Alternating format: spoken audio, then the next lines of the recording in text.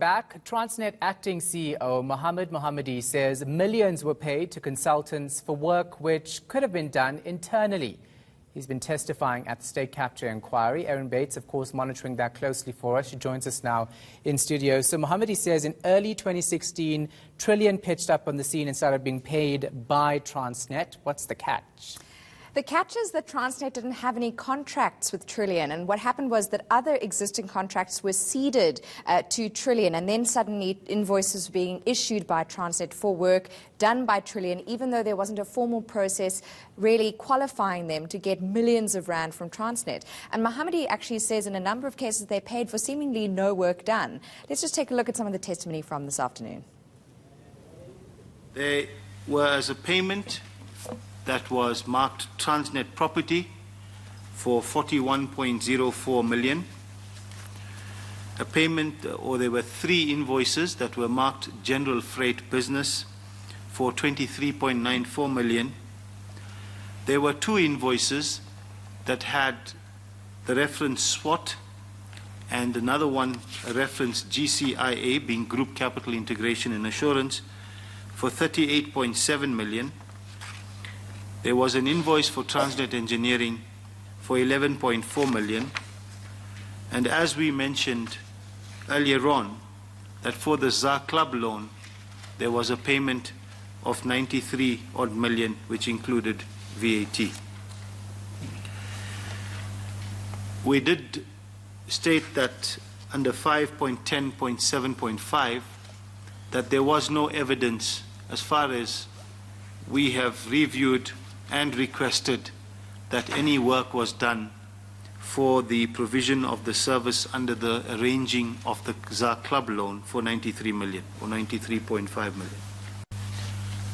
Interest rate swaps will use massive credit lines from banks, which is not that freely available over a 15-year tenor, and these lines are required to hedge foreign exchange related exposures due to the MDS requirements. Swaps will come at a cost which need to be determined in the market. Liquidity for the 12 billion will have to be tested in the market. There is currently a gap of around 200 basis points between the cost of a floating rate and the indicative cost to fix. And based on the forecasts from BER and the additional pressure, the cost of swapping to fix will create on the cash interest cover ratio of the group. It is not recommended to swap the club loan from floating to fixed. He also spoke about Trillion receiving millions for work not done and missing computers. The chairperson was shocked by all of that. Yes, we need to just split it up. The Trillion payments and the computers contract are separate. The contract for the computers was actually a leasing contract for some 2,200 computers, even though the department they were going to in Transnet only had 1,100 staff.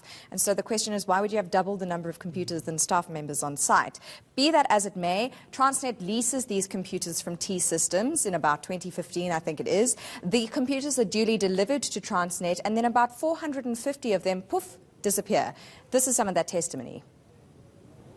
We identified that the division was paying for approximately 2,200 computers when the division only employed about 1,100 people.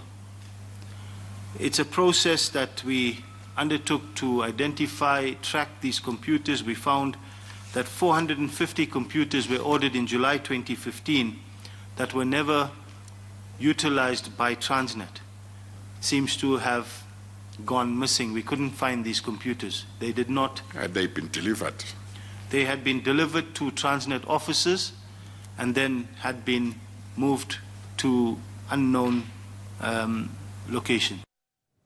Now, Shahan, we can tie up those comments there about the computers contract with what Deputy Chief Justice Raymond Zondo said when he said it's horrific, and it's taxpayers' money. And interestingly, that anecdote is actually one of the smallest contracts we've heard about at Transnet. We have, for example, the 1064 locomotives contract, which is for over 1,000 locomotives. It involves a 12 billion rand loan from the ZAR Club, which is a group of different banks, mainly South African. Another 11 billion rand loan, again towards that locomotives contract. And yet this microcosm, this small anecdote, which perhaps plays into the bigger picture, the bigger problems at Transnet, is what prompted those remarks from the chair. I have to leave it right there, Erin, but now we know why Transnet is in such a financial mess. It all makes sense now listening to